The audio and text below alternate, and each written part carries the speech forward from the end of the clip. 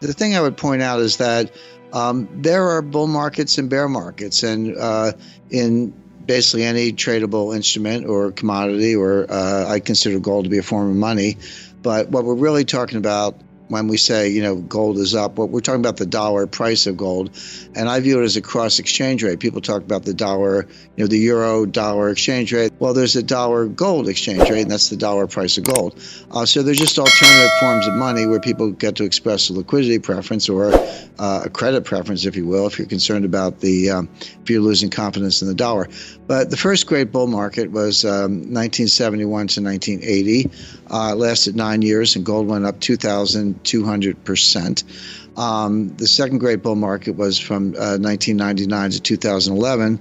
Gold went up at just a little under 700%. But in between, you had a bear market from 1980 to 1999. It was a long one, almost 20 years. Gold dropped from $800 to $250 at the bottom in 1999. And we had a second bear market starting in 2011. Now, I had a very interesting conversation with Jim Rogers. Jim is one of the great commodity traders, money managers of all times. And we were down in Dominican Republic at Casa de Campo. This is around 2014, but the bear market started in 2011, but it really fell off a cliff in 2013. So I said, Jim, what do you think of gold? What are you doing? He goes, well, I own it, of course. And he said, I'm not selling, but I'm not buying right here. And he says something that just hit me right between the eyes, and it stayed with me. And of course, he's right. He said, gold's going to the moon, but nothing goes to the moon without a 50% correction along the way. And if you look at the high in 2011, $1,900, approximately, and where was the bottom of the bear market? It was $1,050 on December 16, 2015. Nobody knew it was the bottom at the time. But if you look at that drop down and you use $250 as your base, because you need a base, so you had basically the run from 250 to 1900 was $1,750.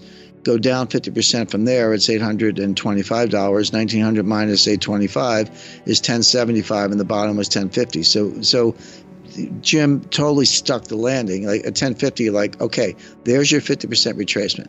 Now that's the bottom. Now it's going up, and the sky's the limit. Well, we're not overheated at all. I've got gold at I would put it at $15,000 an ounce before 2025. But as I point out, if you're going to $15,000 an ounce, you got to get to 3,000, 5,000, 7,000 first. So there's plenty of room to run, plenty of room for profits. But when I say things like that, I want to be clear. There's a lot of analysis behind it. I don't just pull a big number out of the air and for publicity, because I could care less. But if you just took the average, and there are a couple ways to think about it. Just take the average of the two prior bull markets I mentioned. So 71 to 80, 9 years, 2,200%. 99 to 2011, a 12-year bull market, about 700%. Just take the average. You don't have to go to the higher of the two or extrapolate. Just take the average of those two bull markets. You would say, okay, well, the next bull market is going to be a little over 10 years, and it's going to go up. It's going to go up 1,500%. So using that as your base, just take the average of the two. You say, all right, 10 years from 2015, that puts you out to 2025. And at 1,400%, it puts you at $15,000 an ounce off a 1050 base. So that's just history. But there are other ways to think about it. Now, I don't know if there'll be a gold standard or not, but I do know that gold will move, the price of gold will move in the direction of where it would need to be if you're going to have a gold standard. And I talked to Paul Volcker about this, and he agreed. If you just took the money supply, so just take M1, which is a pretty widely accepted definition of money supply. Take it for the U.S., the ECB, UK, Bank of Japan, and People's Bank of China. There are other entities you could include, but that's over 75% of global GDP right there. Divide that number by the official gold, which is about 34,000 metric tons, a little bit less, you come to $15,000 an ounce.